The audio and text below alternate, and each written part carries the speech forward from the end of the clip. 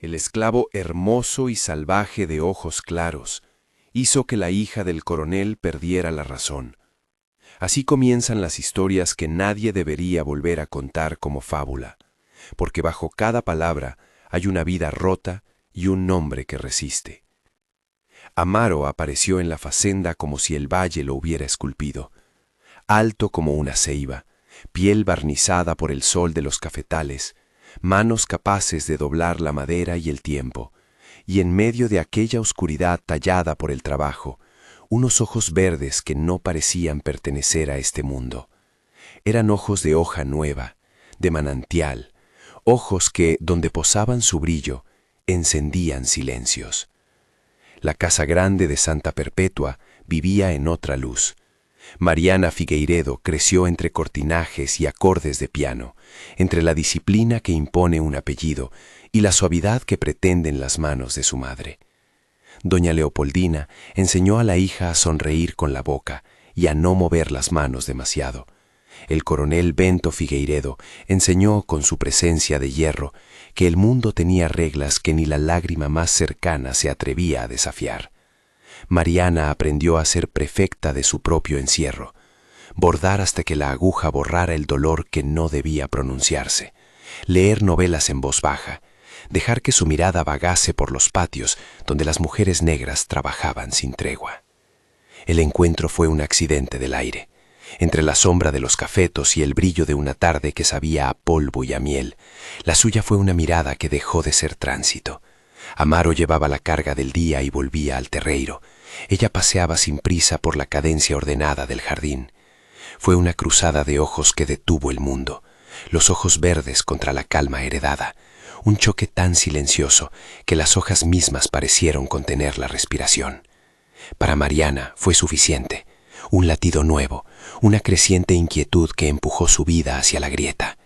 Para Amaro fue peligro y ternura en la misma medida, la posibilidad de un afecto que sabía prohibido. Lo que inicia como curiosidad se volvió semilla. Los encuentros furtivos nacieron en los recodos menos previsibles, junto al riacho donde el agua lavaba las manos negras de los que no tenían nombre en los inventarios, en la rueda del molino donde la harina traía memorias de otras manos, en la noche encendida de São João, cuando el pueblo justificaba su fiesta y el mundo parecía menos vigilante. Mariana comenzó a perder el apetito y a abandonar las piezas que otrora la definían. Los ríos de su ánimo se convirtieron en urgencias. Sus uñas ya no cuidaban la puntada perfecta. Sus ojos buscaban la sombra entre los cafetos. Amaro, por su parte, contenía un mar de precauciones. La historia que corría en su costado le recordaba cuán caro se pagaba el deseo que desobedecía a la jerarquía. Feliz Mina lo supo desde siempre, no porque viera el amor, eso era asunto de los dos, sino porque conocía la anatomía del peligro. Ella había sido la mano que curó, la voz que aconsejó, la mujer que conocía la velocidad del látigo y la costura de la vergüenza. Entre ella y Batuque, el anciano de ojos opacos que era memoria viviente del terreiro, se tejía una red que no toleraba la ingenuidad. Hay amores que no llevan a casa, llevan a tumba, le dijo una vez a Mariana, no para asustarla, sino para obligarla a pensar. Pero el amor, cuando nace en el cuerpo y no en la cabeza, poco aguanta llamadas a la prudencia. Sus reuniones eran ceremonias de fugacidad, un pañuelo dejado en la viga del molino, una rama rota que marcaba la entrada al sendero, 2 copas de vino robadas en la oscuridad. La presencia de Amaro no era un simple amparo físico. Él enseñaba a Mariana a escuchar el mundo con otros ritmos, el crujir de las hojas, el latido del suelo, la respiración del otro. Y ella, en respuesta, le regalaba la inocencia de quien descubre que la ternura puede existir fuera del almacén de las expectativas. Los besos eran siempre apresurados, como quien toma agua en un desierto, y cada despedida dejaba una marca que no se veía, pero que ardía. El secreto no podía durar. En una casa donde las sombras se organizan según el nombre y la posición, lo clandestino cede ante la curiosidad y la envidia. Hubo quien miró más tiempo de lo permitido. Ella había sido la mano que curó, la voz que aconsejó, la mujer que conocía la velocidad del látigo y la costura de la vergüenza. Entre ella y Batuque, el anciano de ojos opacos que era memoria viviente del terreiro, se tejía una red que no toleraba la ingenuidad. Hay amores que no llevan a casa, llevan a tumba, le dijo una vez a Mariana, no para asustarla, sino para obligarla a pensar. Pero el amor, cuando nace en el cuerpo y no en la cabeza, poco aguanta llamadas a la prudencia. Sus reuniones eran ceremonias de fugacidad, un pañuelo dejado en la viga del molino, una rama rota que marcaba la entrada al sendero, 2 copas de vino robadas en la oscuridad. La presencia de Amaro no era un simple amparo físico. Él enseñaba a Mariana a escuchar el mundo con otros ritmos, el crujir de las hojas, el latido del suelo, la respiración del otro. Y ella, en respuesta, le regalaba la inocencia de quien descubre que la ternura puede existir fuera del almacén de las expectativas. Los besos eran siempre apresurados, como quien toma agua en un desierto, y cada despedida dejaba una marca que no se veía, pero que ardía.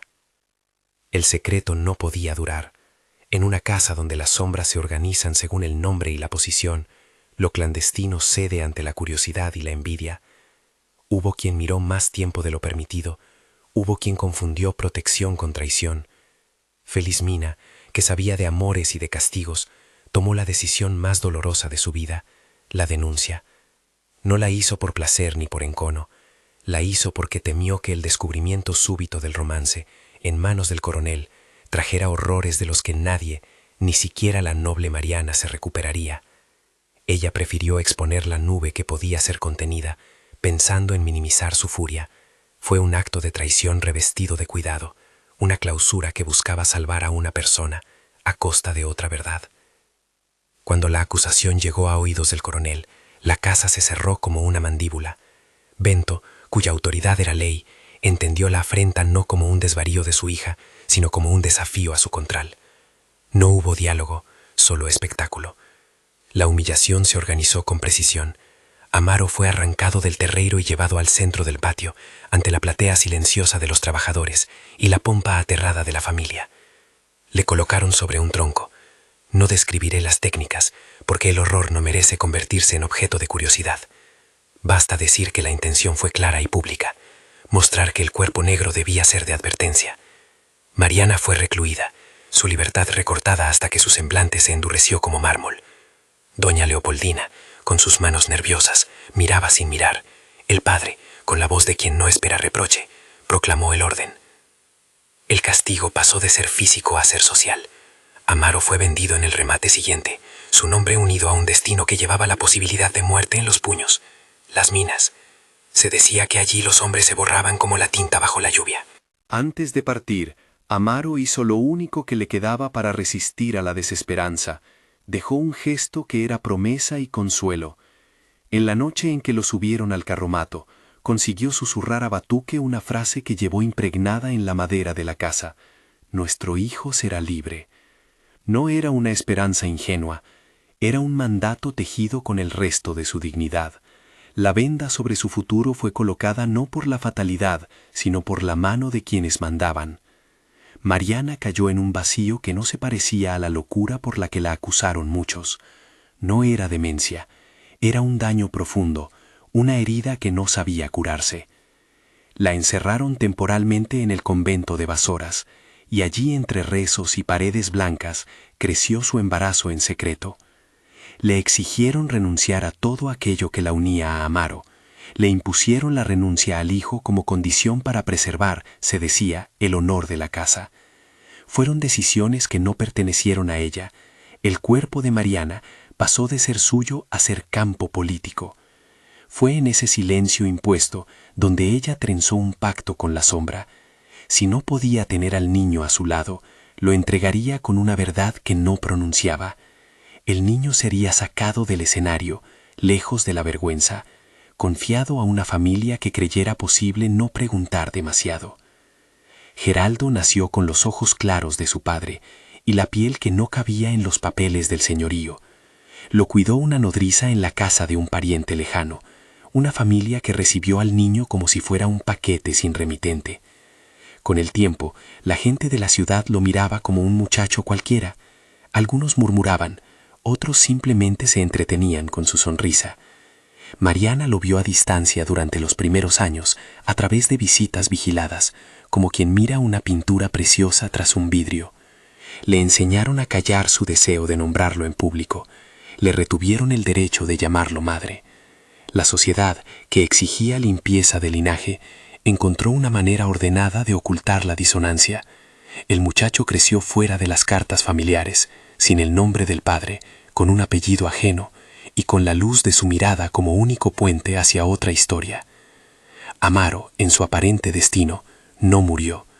La tradición dice que muchos que fueron enviados a las minas desaparecieron bajo la tierra o en el hospital. Pocos regresaron a contar su suerte. Él sobrevivió a la lógica de la fatalidad por la misma mezcla de astucia y coraje que lo sostenía en la facenda. Logró huir, no sin heridas ni pérdidas, y terminó refugiado en un quilombo, un lugar donde los nombres, pues se tejían de libertad y no de inventarios. Allí halló restitución. Los hombres y mujeres que lo acunaron no le pidieron pruebas de su pasado. Lo recibieron por lo que era, por su valor para resistir, por la manera en que su mirada verde dibujaba un mundo distinto. En la comunidad, Amaro reaprendió a existir sin tener que mirar por encima del hombro. Se convirtió en ejemplo, en historia que se contaba junto al fogón.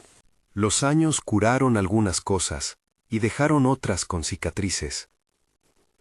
Mariana vivió en ese convento una vida de blancos días y memorias retenidas.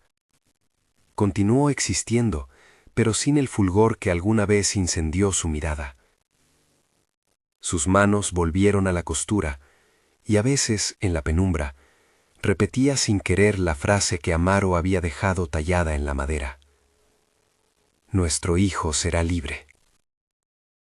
Era un mantra y una maldición. Dona Leopoldina envejeció, y el coronel, menos corpóreo pero igual de firme, se convenció de haber cumplido con su deber. La casa siguió, porque las casas sobreviven a las tempestades, mientras las lealtades se reorganizan. La memoria, sin embargo, no se somete a inventarios. En el quilombo, Amaro fue contando la historia de su hijo como se cuentan las profecías, con la esperanza de que la justicia engendrara más justicia. Le enseñó a los jóvenes a mirar el mundo sin renunciar a los deseos, a que la libertad no era una idea, sino la respiración misma de la vida.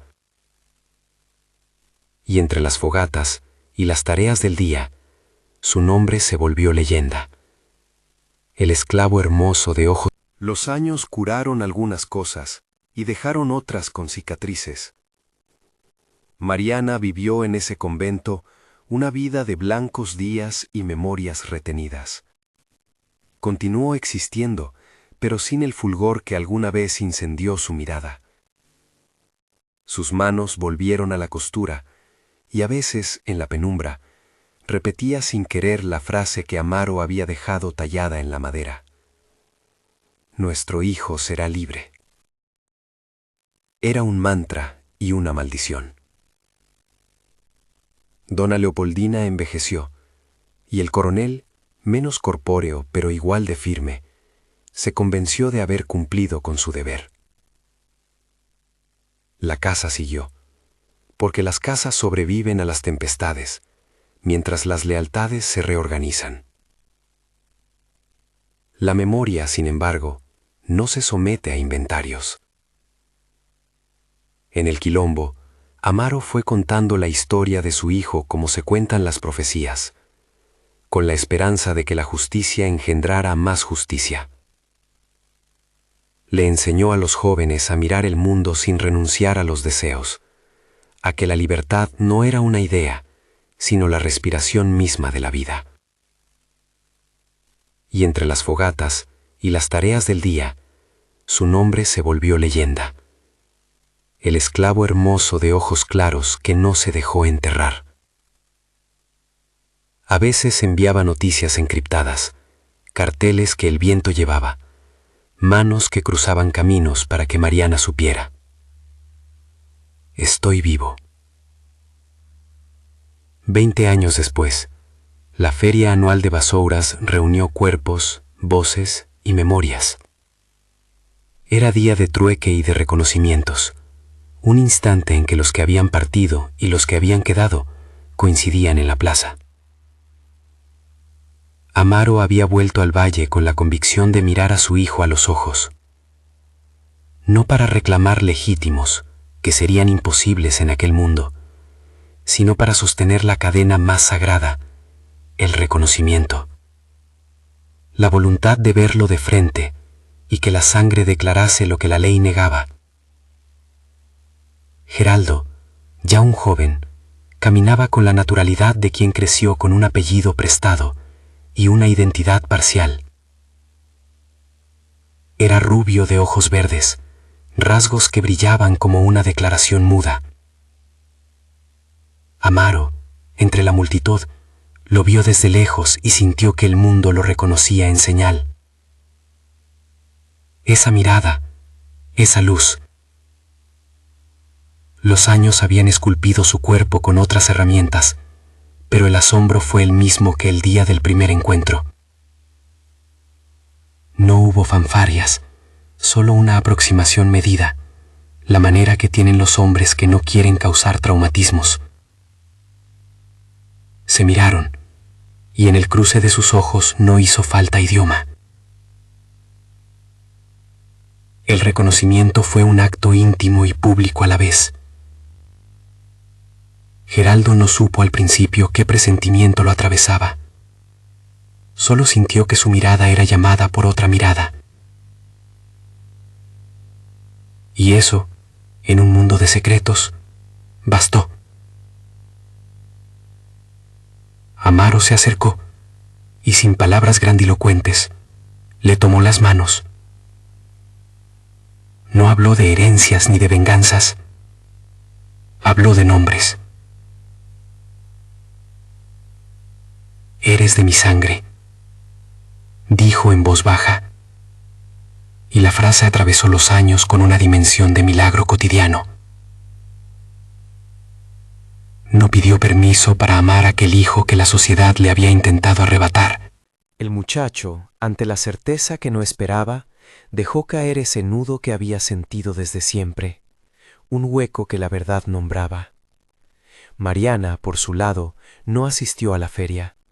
Su lugar sigue siendo un rincón de la memoria, el sitio donde la rabia y el amor tienen la misma voz. Cuando supo, años después, que su hijo había encontrado al padre, la noticia le llegó como una lluvia tardía. No fue alivio absoluto, ni restauración de todo lo perdido. Fue la confirmación de que algo que ellos habían llamado amor no se había marchitado por completo. Ella vivía con la marca indeleble del dolor y de la renuncia, pero también con la convicción de que recordar era mantener a los que se fueron cerca. La historia no se cierra con un abrazo triunfal. No hay perdones automáticos, ni coroneles que se vuelvan benevolentes por la fuerza de una escena. Lo que hubo fue algo más difícil de humanizar, la persistencia. Persistencia de nombres, de gestos, de miradas que no aceptaron el silencio impuesto por los poderosos. En la vida de Amaro hubo reencuentro, sí, pero también sombras. El quilombo no borró las huellas, y la sociedad siguió siendo la misma que impone castigos por cruzar barreras. Lo notable, sin embargo, es que las verdades más pequeñas, un gesto, un nombre, un par de ojos verdes, pueden convertirse en testimonio de insumisión. Batuque, que miró nacer y morir muchas historias, dijo que la memoria de los que amaron en cautiverio es la piedra más firme que existe. Felizmina, pese a su dolor, encontró consuelo en que la historia no hubiese sido una tapa que sepultó absolutamente todo. Y Amaro, con su dignidad de hombre que resiste y pronuncia, mantuvo la promesa que hizo en la madera. La libertad, al menos para su hijo, ya no sería una palabra vacía. Geraldo, con la mirada de su padre y la procedencia de otra familia, vivió la confusión e igualmente la oportunidad de existir con más verdad. Hay escenas que permanecen como fotografías en negro y blanco. El tronco en el patio, la venda, la rueda del molino con los dedos de una mujer que no sabía si reír o llorar, las fogatas del quilombo, una carta escondida en madera que decía, «Nuestro hijo será libre». Esas imágenes no piden compasión, piden atención.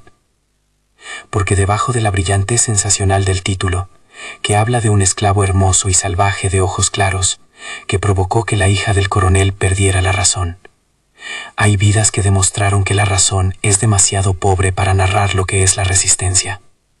Mariana no perdió la razón. La historia la empujó hacia la forma que el dolor tiene cuando no encuentra resguardo. Y Amaro no era solo belleza, era testimonio. Si esta historia te toca de alguna manera y crees que memorias así merecen mantenerse vivas, suscríbete para escuchar más relatos del pasado. No es solo entretenimiento, es recordar para que ciertas heridas no se repitan. El final es simple y no pretende ser consuelo universal. Amaro y Geraldo se encontraron en la plaza, y ese encuentro fue tan digno como injusto por las ausencias que lo precedieron. Se reconocieron en la geometría de la sangre y en la inclinación de las manos. Mariana, desde su rincón, supo que la continuidad era posible, aunque la reparación no lo fuera en su totalidad. La facenda continuó con sus días, el coronel con su autoridad menguante, y la memoria del quilombo con su fuerza silenciosa. La historia, como todas las historias verdaderas, se transformó en advertencia. La belleza puede ser un peligro bajo cadenas, y el deseo, cuando choca con la estructura del mundo, siempre paga precios. Pero la última palabra pertenece a la memoria colectiva. Mientras haya ojos que recuerden la mirada de Amaro, mientras haya voces que narren la forma en que un hombre se negó a ser borrado, aquellos que amaron no morirán por completo. Hay un tipo de resistencia que no ocupa páginas en los libros oficiales, pero que se manifiesta en los nombres que alguien pronuncia junto al fuego. El esclavo hermoso, el salvaje de ojos claros, la hija del coronel que perdió algo que muchos llamaron razón. Todos ellos siguen vivos en quien los recuerda. Comparte en los comentarios si crees que el amor puede sobrevivir a la violencia del mundo, y dime desde qué ciudad me escuchas. Que estas historias circulen es la única justicia que no necesita lacre ni testamentos, solo la voluntad de no olvidarlas.